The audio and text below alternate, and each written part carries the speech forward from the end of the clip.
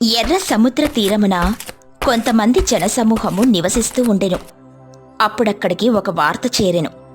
ప్రభువైన క్రీస్తు అడవి మార్గంలో వెళ్తూ అక్కడున్న కొన్ని చిన్న గ్రామాలను సందర్శించి వెళ్తున్నారు అని. అందరూ చెప్పుకొనుచుండగా నయోమి అను వృద్ధురాలు తన మనసులో చింతించుచు, ప్రభువా, నీ ముఖ దర్శనము నాకు కలుగుతుందని బహుగా ఆశపడితిని కాని నా ఆశ నిరాశాయను అంటూ ప్రభువుని ఏడుస్తూ ప్రార్థిస్తుంది. అప్పుడే కొందరు వ్యక్తులు ప్రభువు వద్దకు వెళ్లాలని నిర్ణయించుకుంటారు. ఆ సమయంలో ఎలీషా, రూతు అనే దంపతులిద్దరూ అటుగా వెళ్తూ ఉండగా నయోమి వారిని అడ్డుకొని, అమ్మా, నేను కూడా మీతో పాటు వస్తాను. ఆ ప్రభువుని చూడడం నా ధన్యత, నా భాగ్యము అని భావిస్తానమ్మా. ఆ మాటలు విని వాళ్ళంతా కూడా నవ్వుతూ, మా వలనే కావడం లేదు. నీవంత దూరం నడవడం అంటే చాలా కష్టం. ఇంట్లోకి వెళ్ళి ప్రభువు పేరిట ప్రార్థన చేసుకునము. అంతకంటూ ఎవరు నీకు సహాయం చెయ్యరు. ఆ మాటలికామె చాలా బాధపడుతూ ఇంట్లోకి వెళ్లి మోకరించి ప్రార్థిస్తూ, ప్రభువా, నీ కుమారుడైన క్రీస్తుని నేను చూడడానికి బహుగా ఆరాటపడుచున్నాను. నేనాయన మార్గమునకు వెళ్ళెదను. నాకు సహాయం చెయ్యి ప్రభువా. యెహోవా, నీవు నాకు తండ్రి అయ్యున్నావు. నాకు సహాయం చెయ్యుడి. నేను బహుగా ప్రార్థించుచున్నాను అంటూ నిద్రాహారములు మారి ఉపవాసంతో ప్రభువైన క్రీస్తుని కలుసుకొనుటకు బయలుదేరెను. ముందు బహుజన సమూహము వెళ్ళిరి. ఆమె వారిని దాటుటకు శక్తిహీనురాలై ఉండెను. అంత బలము లేక ఆమె నిదానముతో ప్రభువుని చేరుటకు వెళ్ళెను. ఆమెలా ముందుకు సాగుతూ ఉండెను. ఉపవాస ప్రార్థన చేయుచు, ప్రభువా, నేను నిన్నొక్కటే అడిగియున్నాను. ప్రభువైన క్రీస్తుని చూసేంత వరకు నా ప్రాణాన్ని తృప్తిపరచకుము. నేనాయనని చేరుకొనిన ఎడల నేను నీ రాజ్యము చేరెదను. అప్పటి వరకు నన్ను బలముగా మార్చుము అని ప్రార్థన చేయుచు ముందుకు సాగెను. 4 దినములు గడిచెను. ఆమె ఉపవాసమున్నప్పటికీ ప్రభువైన క్రీస్తు ఆమెకు ఏమీ కాకుండా ఆమెను ముందుకు నడిపించెను. దానినంతా చూస్తున్న సాతాను, ఓయ్ వృద్ధురాలా, ప్రభువైన క్రీస్తు వద్దకు చేరుటకు నీకు బహుగా ఆశగా ఉన్నదే. నేను నిన్ను ప్రభు వద్దకు చేరనివ్వను అని తన మార్గాన్ని మార్చేందుకు సాతాను ప్రయత్నిస్తూ ఉంటాడు. ఆ ప్రకారమే ఆమె మార్గమధ్యంలో ఒక పెద్ద నది కలిగేలా చేస్తాడు. బహు దుఃఖముతో బాధపడుతూ, ప్రభువా, నేను నీ కొరకు ప్రార్థన చేయుచున్నాను. నిన్ను చేరుటకు ఆశపడుచున్నాను.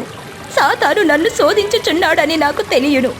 నేను ఈ నదిని దాటుటకు నాకు సహాయం చెయ్యి ప్రభువా అంటూ ప్రార్థన చేయిచూ ఉండగా ఆ ప్రార్థన అన్నిటినీ సాతాను ఆపుతూ, ఈ వయసులో నీకు ప్రార్థన అవసరమా? ప్రభు వద్దకు చేరాలని ఆశ ఎందుకు? నీ వలన మరికొందరు ప్రభువుని చేరుటకు ప్రయత్నిస్తారు. మీ ప్రయత్నాన్ని త్రుటిలోనే నేను విడిపోయేలా చేస్తాను అని తాను పలుకుతూ ఉంటాడు. నయోమి ప్రభువు మీద నమ్మకముంచి ఆ నదిలో దిగి నడుచుచూ ఉండెను. అప్పుడు సాతాను అక్కడ నీటి సుడిగుండాలు రప్పించి ఆమెను మునిగిపోయేలా చేసెను. నయోమి పెద్దగా కేకలు వేయించు, ప్రభువా, నన్ను కాపాడు. నేను నీ సన్నిధికి చేరెదను. నీవు నన్ను కాపాడు ప్రభువా అంటూ బహుగా కేకలు వేయిచుండెను. అప్పుడు ప్రభువైన క్రీస్తు అక్కడ ప్రత్యక్షమై ఆమె చెయ్యి పట్టి పైకి లేపెను. ప్రభువు ముఖదర్శనం చూచి నయోమి చాలా సంతోషపడుతూ, ప్రభువా, ఈ క్షణం నా ప్రాణము ఆశ చెందినట్టుగానే తృప్తి పొందినది. ప్రభువా, నిన్ను చూస్తే నాకు బహు సంతోషముగా ఉండెను. నయోమి, నీ దుఃఖ దినములు సమాప్తమైనవి. నీవిక తిరిగి ఇంటికి క్షేమంగా వెళ్ళు. అలాగే దారి మధ్యన నువ్వు తినటానికి నేను నీకు బహుగా ఆహారం సిద్ధపరిచి ఉన్నాను. నీవు సంతోషంగా వాటిని స్వీకరించి వెళ్ళు అని పలికెను. ఆమె సంతోషంగా అక్కడి నుండి వెళ్ళినది. ఇక ప్రభువైన క్రీస్తు సాతాను వద్దకు చేరి సాతానుతో, సాతానా, నీవెందుకు ఆమెను శోకించాలని ప్రయత్నించావు? ఆమె నీకు సాక్షి బిడ్డగా ఉండుటకు నాకు అస్సలు ఇష్టం లేదు ప్రభువా. నేను నాశకరమైన క్రియలు మాత్రమే చేయదును. ఎవరు ఏమి పలికినరో నేను వాటిని మాత్రమే చేసేదను. ఇక నువ్వు సెలవు తీసుకున్నట్టుకు సిద్ధంగా ఉండు అంటూ ప్రభువైన క్రీస్తు సాతానును గద్దించి అంతం చేసెను. ఆ తర్వాత ప్రభువు తిరిగి తన యాత్రను మొదలుపెట్టెను. బహుజనము చేరి వారిని ఆశీర్వదించి తండ్రి పేరట వారికి ప్రార్థన చేసి స్వస్థపరిచెను. ఇది ఇలా ఉండగా తన ఇంటికి తిరిగి వెళ్లిన నయోమి చాలా సంతోషముతో ప్రభువు ముఖదర్శనం చూసెనను అని వారి ఇరుగు పొరుగు వారితో చెప్పుకొనుచుండగా వారందరూ ఆశ్చర్యంతో, మేము ప్రభువు వద్దకు చేరుటకు అవకాశం లేకపోయినా నీవు ఎలాగ ప్రభువుని చూసితివి? నీవు అబద్ధమాడుచుంటివి.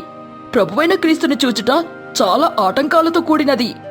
వృద్ధురాలువైన నీవు ఎలాగ ప్రభువుని చేరగలవు? అంటూ ఆమెను కించపరిచి మాట్లాడెను. ఆమె కన్నీటితో, ప్రభువు వద్ద చేరుటకు మనకి కావలసినది విశ్వాసము మాత్రమే. మీరు విశ్వాసముతో ప్రార్థన చేసి ప్రభువుని చేరుడి. నన్ను సాతాను వలె ఇలా శోధించవలదు అని పలికెను. ఆ మాటలకి వాళ్ళు, ఆమె అబద్ధము చెప్పుటే కాక మనల్ని సాతాను అని సంబోధించుచున్నది. ఇలాంటి వారు బహుగా పెరిగిన ఎడల ప్రభువు నామమును హెచ్చింపబడదు. ఈమెను నిజము చెప్పేంతవరకు శోధింపుము అని వారిలో వారు చెప్పుకొనిచుండిరి. ఆమె బహుగా ఆశ్చర్యపోతూ, మీరిలాగా మాట్లాడుచున్నారంటే ఈ మాటలు మీరు పలుకుటలేదు, సాతాను పలికించుచున్నది. సాతాను, నీవు ఈ జనమ నుండి బయటకు వెళ్ళుము, నేను ప్రభువు పేరట ప్రార్థన చేయుచున్నాను అని గట్టిగా ప్రార్థన చేయడం మొదలుపెట్టెను. ప్రభువా, సాతాను శోధించుచున్నది. ప్రభువా, నీవు నా మొరని ఆలకించి సాతానుని తొలగించుము. ఈ జనుల కళ్ళను తెరువుము. నిన్ను నేను బహుగా ప్రేమించి కన్నీటితో ప్రార్థన చేయుచున్నాను ప్రభువా అని పదే పదే ప్రార్థన చేయగా వారిలో దాగి ఉన్న సాతాను బయటకు వచ్చెను. అప్పుడు ప్రభువైన క్రీస్తు ప్రత్యక్షమై, మీలో దాగి ఉన్న సాతాను బయటకు పారిపోయేను. ఇక మీదట మీరు భయపడకూడదు. నా మీద నమ్మకం ఉంచి ప్రార్థన చేయండి. ఆ మాటలకు సాతాను, జనులారా, ప్రభు వద్ద ఏమి ఉన్నది? ఆయన వద్ద ఏమీయూ లేదు. నేను లోకంలో ఉన్న ప్రతిదీ మీ కళ్ళకు ఇంపుగా ఉండేలా చేసేదను. మీరు ప్రతిదానిని ఆస్వాదించేలాగా నేను చేసేదను. నా వద్దకి రండి. సాతానా, నీవెలా నా దగ్గర చేరి ధైర్యంగా మాట్లాడుతున్నావు? నీవు మర్యాదగా కనిపించు. లేదా నా కోపాగ్ని జ్వాలలు నీవు అంతమైపోదు. ఆ మాటలకు సాతాను పెద్దగా నవ్వుతూ, ప్రభువా, ఇక్కడ కూడి ఉన్న ప్రజలలో ఎవరైనా కన్నీటి ప్రార్థన చేసిన ఎడల నేను వారిని విడిచిపెట్టి వెళ్ళెదను. సాతాను అలా పలికిన పిమ్మట వాళ్ళందరూ కూడా ప్రభువు పేరట కన్నీటి ప్రార్థన చేయడం మొదలుపెట్టెను. సాతాను కన్నీటి ప్రార్థన అనే వరదలో కొట్టుకుని పోవచ్చు, పెద్ద పెద్దగా కేకలు వేయుచు అంతమైపోయెను. ఆ క్షణమున వాళ్ళందరూ కూడా సంతోషముతో ప్రభువుని ఆరాధించుచూ ఉండెను. ప్రియులారా, నయోమి ప్రార్థన కారణంగా మీకు నా ముఖదర్శనం కలిగింది. ఆమె విశ్వాసం, ఆమె నమ్మకం మీతోనే ఉండే ఎడల సాతాను మీ వద్దకు చేరదు. మీరు ఎదుటి వారిని దూషించకుడి. వారి తప్పిదాలు వెతుకుటకు ప్రయత్నించండి. అవన్నీ సాతాను పనులు. మీరు మంచిని చేయక చెడు కోసం ప్రయాసపడితే అవి కూడా సాతాను క్రియలే. ఆ సమయంలో మీరు మీ నోటిని అడ్డు చేసుకుని ప్రార్థన చెయ్యండి. ఆ క్షణంలో సాతాను మీ వద్ద నుండి పారిపోతాడు. ఆ మాటలకి వాళ్ళందరూ కూడా సరే ప్రభువా అంటూ కేకలు వేయుచు ఆయనను గనపరిచెను. ప్రభువైన క్రీస్తు వారిని ఆశీర్వదించి వారితో, నేను ఒజేలియే ప్రాంతానికి వెళ్ళెదను. నా శిష్యులుగా ఉంటూ మీలో ఎవరైనా వచ్చిన ఎడల నేను వారిని శిష్యులుగా స్వీకరిస్తాను. అక్కడున్న వృద్ధులందరూ కూడా, మేము వస్తాము ప్రభువా, మేమొస్తాం ప్రభువా, మేమొస్తాం ప్రభువా అంటూ కేకలు వేయటం మొదలుపెట్టెను. అప్పుడు ప్రభువైన క్రీస్తు, మీ అందరినీ చూసి నాకు బహు సంతోషంగా ఉంది. కానీ యవ్వన కాలం నా యువకులు నాకు కార్యమేయటం లేదు. యవ్వన కాలం వృధా చేసుకొనక నన్ను అనుసరించండి అంటూ యువకులతో చెప్పగా అక్కడున్న యవనస్తులందరూ కూడా ప్రభువుతో వెళ్ళుటకు సిద్ధమాయెను. ప్రభువు వారితో కలిసి పడవ ప్రయాణమై ఒజలియా ప్రాంతానికి చేరుకున్నారు. అక్కడ సువార్తను ప్రకటించుచూ ఉండగా బహుజనసమూహము అక్కడ చేరి వారి యొక్క వ్యాధులకు స్వస్థత కోరుచూ ప్రభువుకి ప్రార్థన చేయగా వారు కోరుకున్న విధముగా జరిగెను. అక్కడ మరికొందరితో కూడి ప్రభువు గొప్ప కార్యములు చేసి ఆ గ్రామాన్ని బహుగా దీవించి అక్కడి నుండి మళ్ళీ మరికొందరు సైన్యం యెరూషలేము గ్రామానికి చేరెను. అలా ప్రభువు అక్కడున్న ప్రతి గ్రామాన్ని చేరుతూ అక్కడ ప్రజలకు సువార్త ప్రకటించుచు వారి యొక్క వ్యాధులను తొలగించి బలపరచుచూ ఉండెను. అందరూ చెప్పండి, ప్రభువైన క్రీస్తు నామంలో మన వ్యాధులన్నీ కూడా తొలగిపోవును, ఆమెన్. అలాగే నయోమి నుంచి మనం నేర్చుకోవలసిన విషయం ఏమిటంటే, తను బహుగా నమ్మిక ఉంచి ప్రార్థన చేసిన కారణంగా ప్రభువు ఆమె పట్ల కార్యము చేసెను. ప్రభువు దీవెన పొందుటకు మనం చెయ్యాల్సింది ఆయనపై నమ్మకముంచి ప్రార్థన చేయుట ఒక్కటే. ప్రభువు దీవెన. గలిలయ ప్రాంతంలో మత్తయి అనే ఒక వ్యక్తి ఉండేవాడు. అతనికి ఒక కుమార్తె ఉండెను. ఆమె పేరు మేరీ. మేరీ చాలా తెలివైన అమ్మాయి, చాలా మంచి అమ్మాయి, దేవుని మార్గాన్ని అనుసరిస్తూ ఉన్న అమ్మాయి. తల్లి లేకపోయినా అల్లారు ముద్దుగా పెంచాడు మత్తయి. కాని ఆయనకు ఒక్కటే బాధ, కుమార్తెకు వివాహం జరిపించలేకపోతున్నాను అని. ప్రతిరోజు ఆ దేవుని సన్నిధిలో దాని గురించే మొరపెడుతూ ఉండేవాడు. ఆ రోజు ఆదివార సమయం పూర్తయిన తర్వాత కూడా మందిరంలోనే కూర్చొని చాలా బాధపడుతూ, ప్రభువా, నా కుమార్తె విషయంలో నేను నీకు మొరపెట్టుచున్నాను. నేను నీకు ఎంతకాలమో వేచి ఉండాలి ప్రభువా. త్వరగా నా కుమార్తెకు వివాహం జరిగితే అది చూసి పరలోకాన్ని చేరుకోవాలని కోరుకుంటున్నాను ప్రభువా. నీవే దారి చూపించమని వేడుకుంటున్నాను తండ్రి అని ప్రార్థన చేయుచున్న పిమ్మట మత్తయ్య తన వ్యాపారానికి వెళ్తాడు. అతను స్వయంగా కుండలు తయారు చేస్తూ ఉండగా కయీను అనే వ్యక్తి అక్కడికి వచ్చెను. మత్తయ్య అని మిమ్మల్ని చూసినందుకు నాకు చాలా సంతోషంగా ఉంది. మేము వేసవి సమయం వస్తుంది కావున పలుచోట్ల మేము జనులు తాగుటకు నీటిని ఉంచుదామని నిర్ణయించుకొని మాకు 50 కుండలు కావాలి. ఆ మాటలకి మత్తయ్య సంతోషపడుతూ, సిద్ధంగా ఉన్నాయి, తీసుకుని వెళ్ళండి అని చెప్పెను. ఆ మాటకు వచ్చిన వ్యక్తి సరే అని కుండలు లెక్కపెట్టి చూడగా అందులో 45 కుండలు మాత్రమే ఉండెను. ఇందులో 5 కుండల లెక్క సరిగా లేదు. 5 కుండలు మీరు చేసివ్వగలరా? నాయనా, కుమారా, నువ్విలా సరాసరి వెళ్ళినచో మా ఇల్లు నీకు కనబడుతుంది. అక్కడ నా కుమార్తె ఉంటుంది. తన దగ్గర 5 కుండలు తీసుకొని రండి. కయీను సరే అని చెప్పి అక్కడ్నుండి మత్తయ్య ఇంటికి బయలుదేరతాడు. లోపల ఎవరున్నారు అంటూ పిలిచెను. లోపల ఉన్న మేరీ బయటకొచ్చి ఏం కావలెను అని అడగగా, మీ తండ్రి కుండల కొరకు నన్నిక్కడికి పంపించారు. ఆమె అతనికి ఏవైతే కావలెనో వాటిని ఇచ్చి పంపించెను. వాటిని తీసుకుని అతను తిరిగి మత్తయ్య దగ్గరికి వెళ్లి మిగిలిన వాటిని కూడా బండిపై పెట్టుకొని అతనికి డబ్బులిచ్చి తన గ్రామానికి ప్రయాణమయ్యెను. గ్రామానికి వెళ్లిన పిమ్మట పలుచోట్ల మంచినీటి కుండలను ఏర్పాటు చేసెను. దాని ద్వారా వారి దాహాన్ని తీర్చుకొనుటకు అవకాశం కలిగెను. అలా రోజులు గడుస్తూ ఉండెను. కయీను తండ్రి దావీదు అతని వద్దకు వచ్చి వివాహం గురించి మాట్లాడుతూ, ప్రభువైన క్రీస్తు తనకు సరైన స్త్రీని జతపరిచెను అని చెప్పి అక్కడ్నుండి వెళ్ళిపోయెను. ఒకరోజు కయీను కొన్ని కుండల కోసమని మత్తయ్య వద్దకు వెళ్ళినప్పుడు అక్కడ మత్తయ్య పరలోకమునకు చేరినని విషయం తెలుసుకుంటాడు. ఆ విషయం విని కయీను చాలా దుఃఖపడెను.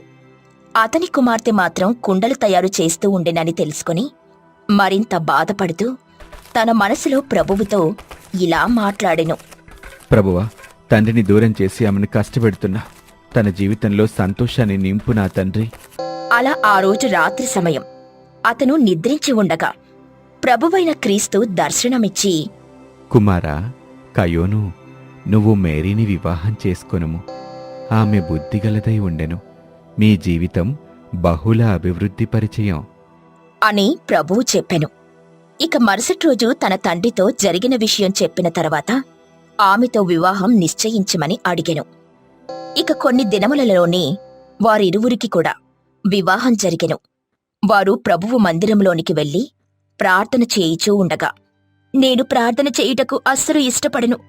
ప్రభువైన క్రీస్తు నా తండ్రిని నా నుండి దూరం చేశాడు. ఇక నేను ఎలాగ ఆయన కొరకు ప్రార్థన చేయుదును? ఈరోజు ఈ దినము కోసం నా తండ్రి ఎంతగానో వేచి చూశాడు, కాని ఆ కోరిక నెరవేరకుండానే ప్రభువు సన్నిధికి చేరెను. పరలోకం చేరుట గొప్ప కార్యం. ప్రభువైన క్రీస్తు మనల్ని భూమి మీదకి పంపించి తన కార్యము మనచేత నిర్వర్తించిన తర్వాత మళ్ళీ తిరిగి అతని వద్దకు పిలిచినా ఇది ఎప్పుడూ జరుగుతూనే ఉండును. ఆ విషయం గురించి మనం ఎందుకు చింతించవలను? ఏ సమయం నందు ప్రభువు ఏది చెయ్యాలో అది చేయను. నీతో వివాహం నిశ్చయించటం ప్రభువైన క్రీస్తు నాకు నన్ను దర్శించి తర్వాత నిన్ను జతపరిచెను. అట్టి క్రీస్తు గురించి నువ్వు తప్పుగా మాట్లాడుతున్నావు. ఆ మాటలకి మేరీ చాలా బాధపడుతూ అక్కడే మోకరించి కన్నీటితో ప్రార్థన చేసెను. ప్రభువా, నేను నిన్ను దూషించియున్నాను. సాతాను నా చేత పలికించిన మాటలను మీరు క్షమించివేయుడి. మా జీవితములను బహుగా వృద్ధిపరచుడి. మేము మీ కొరకు వేచియున్నాము ప్రభువా అంటూ మోకరించి ప్రార్థన చేసెను. మేరీ ప్రార్థనకు ప్రభువు సంతోషించెను. ఆ సమయమున సాతాను ప్రభువు వద్దకు వచ్చి, ప్రభువా, మేరీని చూసి మీరు బహుగా సంతోషించుచున్నారు.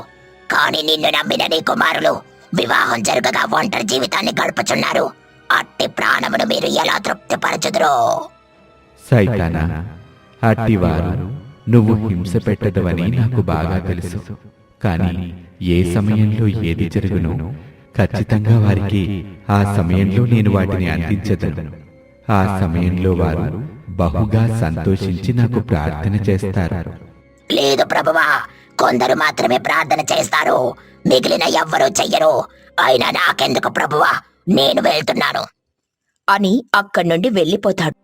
కొన్ని రోజులు గడిచిన తర్వాత కయూనికి కొత్త స్నేహితులు పరిచయమవుతారు. వారితో పాటు కలిసి అతను ప్రార్థనకి దూరమవుతాడు. వాళ్ళందరూ కూడా ప్రార్థనాపరులు. కాని ప్రభువుకు ప్రార్థన చేయటం మానేస్తారు. వారు ప్రార్థన చెయ్యకపోగా మద్యానికి బానిసలవుతారు. ఒకరోజు ఆ విషయం గురించి మేరీ, ఏవండి, మీరు ప్రార్థన చేయకుండా ఉంటున్నారు. ప్రభువు మనల్ని బహుగా దీవించియున్నాడు కదా. ఆయనకు మన కృతజ్ఞతలు చెప్పుకోవాలి. ఆయన సమయాన్ని ఆయనకు ఇవ్వాలి కదా. మీరెందుకు ప్రార్థన చేసుకోవడం లేదు? రాత్రి సమయంలో ఆలస్యంగా ఇంటికొస్తున్నారు. అసలేం జరుగుతుందో అర్థం కావడం లేదండి. నువ్వు నన్ను ప్రశ్నలు ఎందుకు అడుగుతున్నావు? నాకు అర్థం కావటం లేదు. ఇలాంటి ప్రశ్నలు ఎప్పుడూ నన్ను అడగద్దు.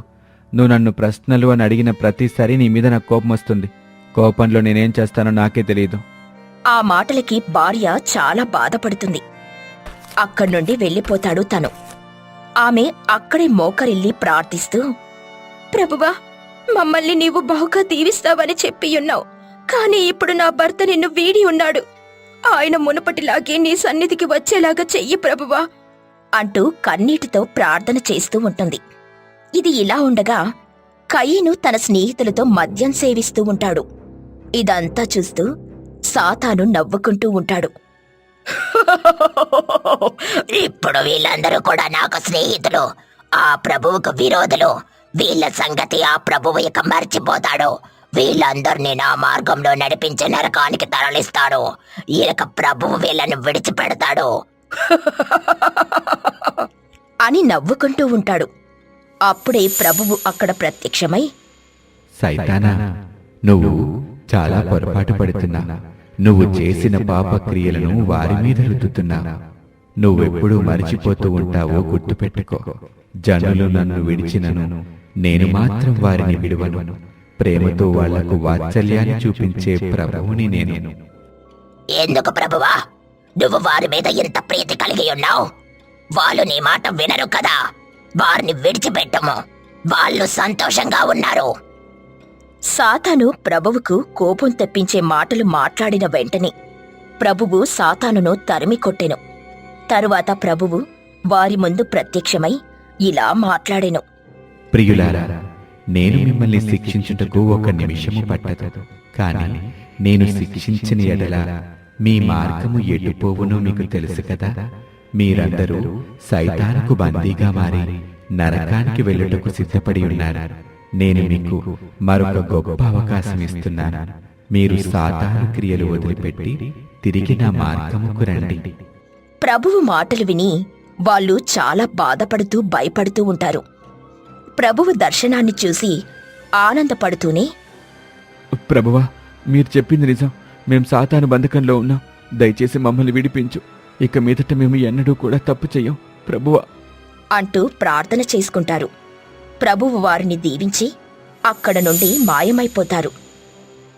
ఇక వాళ్ళందరూ కూడా ఆ రోజుటి నుండి మారు మనసు పొంది ప్రభువు సన్నిధిలో ప్రార్థన చేయిచూ ఉంటారు. అప్పుడు సాతాను వారిలోకి ప్రవేశించి వాళ్ళ ఆలోచనను మారుస్తూ ఉంటాడు. ఎందుకు మీరు ఇక్కడ ప్రార్థన చేయుచున్నారు? వెళ్ళి ప్రశాంతంగా మద్యం తీసుకుంటే ఎంత బాగుంటుంది. స్నేహితులతో తిరుగుట ఎంత బాగుంటుంది. మనకు నచ్చినట్టు మనం ఉంటే ఎంత బాగుంటుంది. ఎందుకెక్కడ కూర్చొని ప్రార్థన చెయ్యాలి అని మాటలన్నీ కూడా సాతాను వాళ్ళల్లో వాళ్ళకే కల్పిస్తాడు.